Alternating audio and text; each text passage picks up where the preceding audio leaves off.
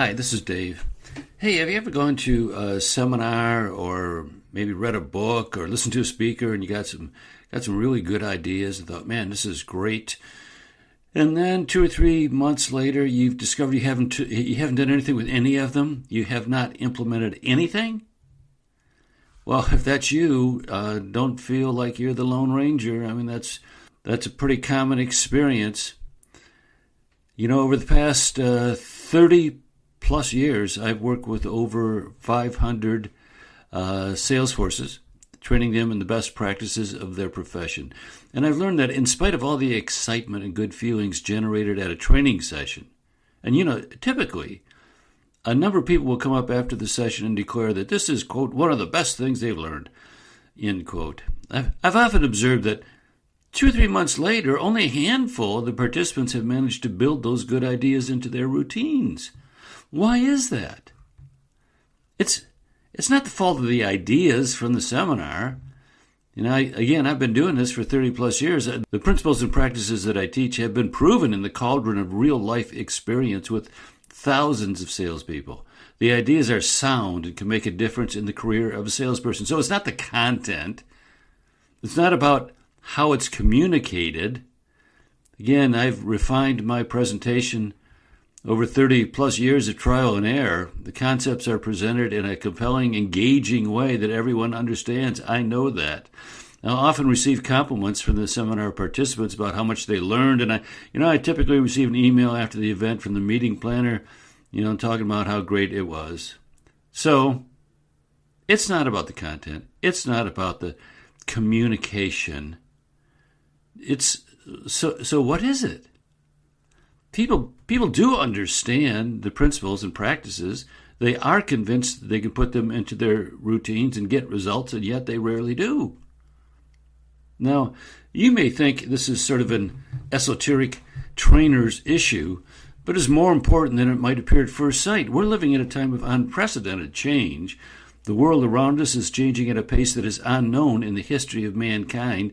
Everywhere we look, from the businesses we run to the national culture to our lives, we see things changing more rapidly than ever. And while it's easy to focus on the specific and personal expression of that change, say, your job is now more complex than ever, the underlying trends are the most concerning. The change that we see in our lives and businesses today is not an isolated event, but rather the expression of a trend that runs deeper and far into the foreseeable future. If we are not able to change at a pace equal to the pace of the world around us, we will fall behind and eventually become obsolete. Now, one solution to rapid, unrelenting change is to nurture the ability to learn as rapidly as the world around us is changing. And learning, for an adult, means mastering the ability to gain new skills, new competencies, and new attitudes more rapidly than ever before.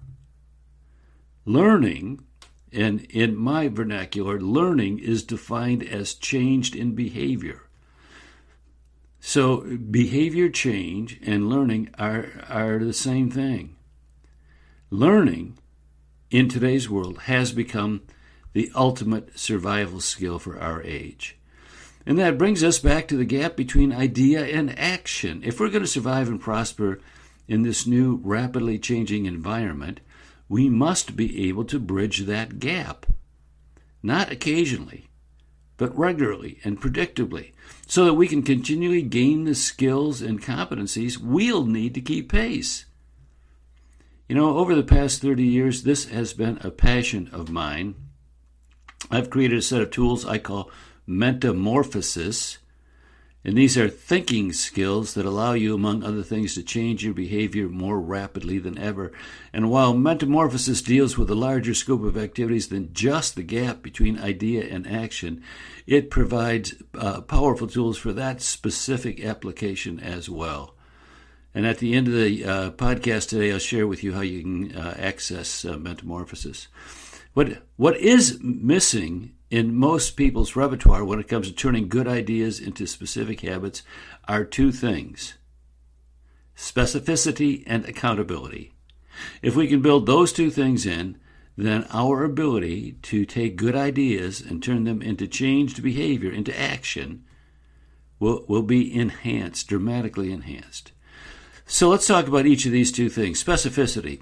As long as an idea remains vague, it is almost impossible to turn it into action. For example, one of the core modules in my curriculum is quote, the art of asking better questions. Now, having been exposed to that content, a participant might think, asking better questions is a good idea, I should do that. Okay, asking questions is a good idea, I should do that. That's a vague intention. It's highly unlikely to turn into changed behavior.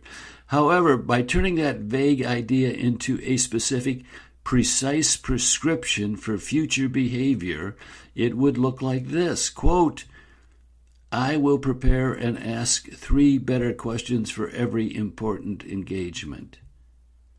Let me repeat that and see the difference. I will prepare and ask 3 better questions for every important engagement. Now that statement is much more specific and therefore more likely to turn into changed behavior. See, if you can specify clearly and in a detailed way the commitment you have to change behavior, that will make it much more easy to make that change. So here's 3 criteria to help you make this transition. Number 1, observable. So your statement of what you're going to do must be observable. The language you use to frame the prescription for your action should describe something that can be seen by an objective third-party observer.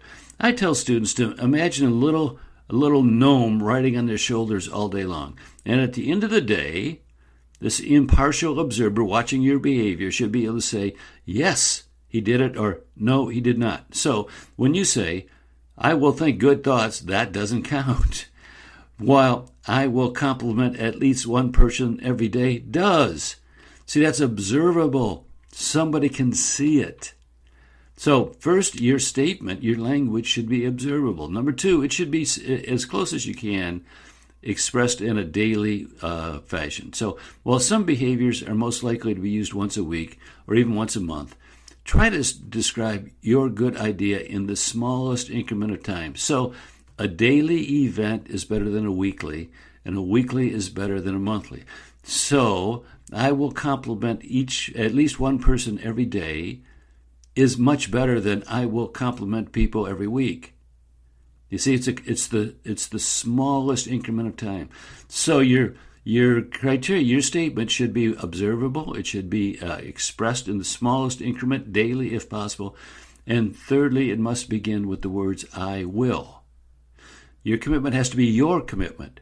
Expressing your changed behavior in terms of "I will" puts the responsibility squarely on you to be the person responsible for changed behavior. So when you put these 3 criteria into play, it turns this quote, asking better questions is a good idea, I should do that, into, I will prepare and ask 3 good questions for every important engagement. The second expression of that idea is much more likely to result in changed behavior than the first.